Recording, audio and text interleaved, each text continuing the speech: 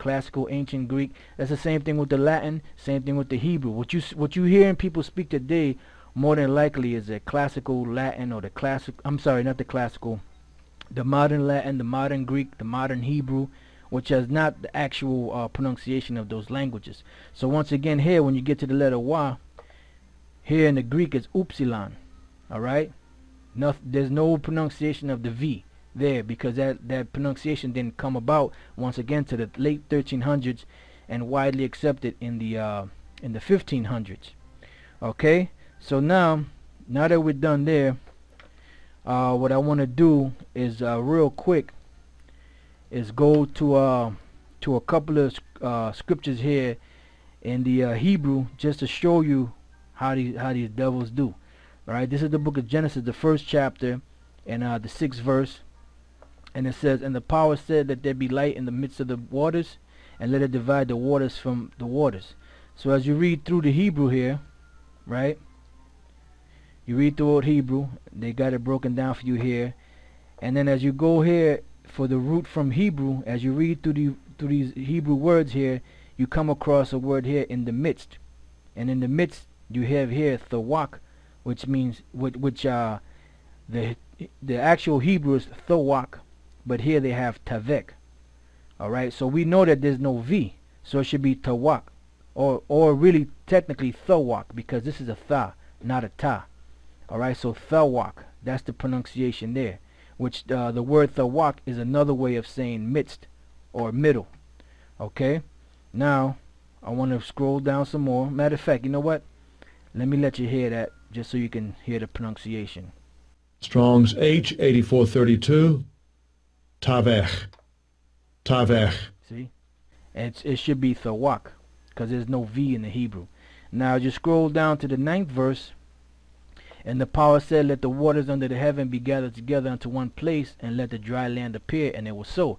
And this is in the book of Genesis, going back to the creation, where Yahweh Shai and the angels were creating everything, and because everything was already there, but it was in a form that was void. In other words, it wasn't all compiled together into one. The elements, what the angels are doing, what Yahweh Shai and the angels are doing here, is they're bringing all the elements together, which they call waters, and they're making them like solids by bringing certain elements combined with other elements to make solids.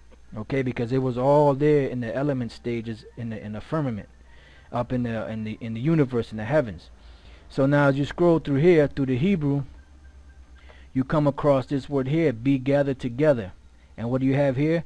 Kwawa. But what do they have for the pronunciation? Kwava. You know, so sometimes they get close, but they throw that V in there, you know, and certain other letters just to throw it off.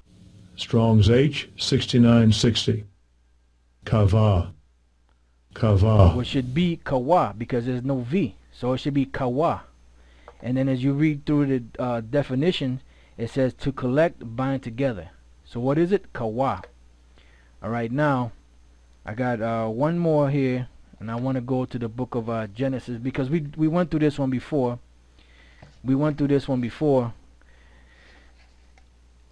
And one of the shows that I did, you know, dealing with the name of the Most High. And as you read here, it says, "These are the generations of the heavens and of the earth when they were created, and the day that the Lord God made the earth and the heavens." So let's look at this word Lord here. It's in all caps, and whenever you see the word Lord in all caps, it's the Most High's name, as you see here. But then you see the pronunciation here. They have, well, let's go to the pronunciation, because here you have Yahweh, but here they pronounce it different. Strong's H 3068, Yehovah, Yehovah. So we know there's no V's, and then as we went through this before, as you go through the root words. Strong's H 1961, Hayah, Hayah. And that is the proper pronunciation of that word. Okay? And then as you go back further in the root etymology, you have what here? I'm sorry, I went a little too far. Strong's H 1933, Hava, Hava. Now we know there's no V sounds based on the research we just did. So what should it be? Hawa, because even here in the Latin pronunciation of this slogan, so to speak, that Weni Weedy Wiki. that Julius Caesar said, you notice that all the V's are pronounced, when the guy reads it, they're not pronounced as V's. Weni Weedy Wiki. Weni Weedy Wiki. Alright? So that's how we know that's not the proper pronunciation of this. Alright? Because they didn't have any V's. Just like they didn't have any J's. Those are all modern pronunciations. And they use certain letters to pronounce them different because the languages were changing. Alright? So now that's pretty much it on those two things there. Now what I want to do is just want to hit something real quick before we end this lesson. And this is on Wikipedia, the Free Encyclopedia, again, on the gatekeepers. Because what happens is, see, you have certain corporations out there, companies, education systems, you know, such as the Rockefeller Foundation and other foundations out there that are set up for so-called education, which is not really proper education. It's education of the elites, you know, what they want you to learn. And what they do is they bring out certain information, and what they have is gatekeepers. Now Elder Tahar did a lesson on Christopher Columbus and who, you know, really discovered America, blah blah blah, you know. And he had this one guy on there named Gunnar Thompson. And Gunnar Thompson is like an expert in cartography, which cartography is the making of maps, you know.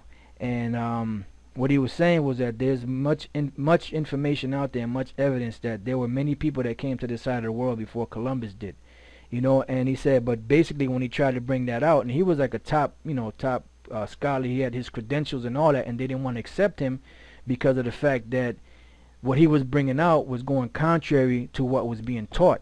And that's what they want. They want that curriculum out there. And that's the reason why we tell you, brothers, that, you know, just because you got these so-called scholars out here that agree on these breakdowns of the Bible, that doesn't make it so. You know, because even this guy Gunnar Thompson, he said, look, whenever you bring out something that's contrary to their doctrine, they blacklist you basically. And he said that there's gatekeepers out there that basically make sure that that information that's taught out there is not distorted.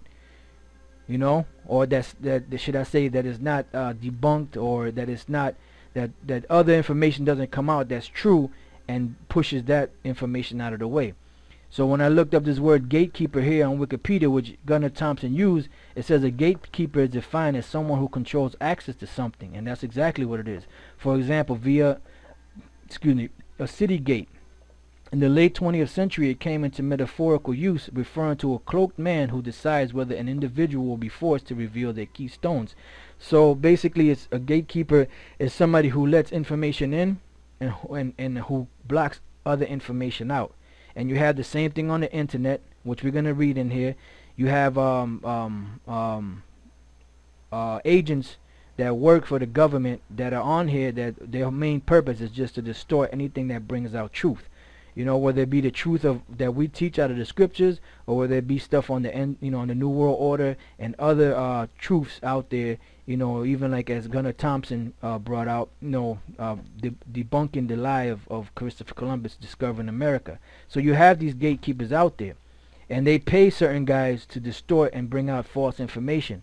That's so you have guys like Abu on there trying to overthrow the faith of brothers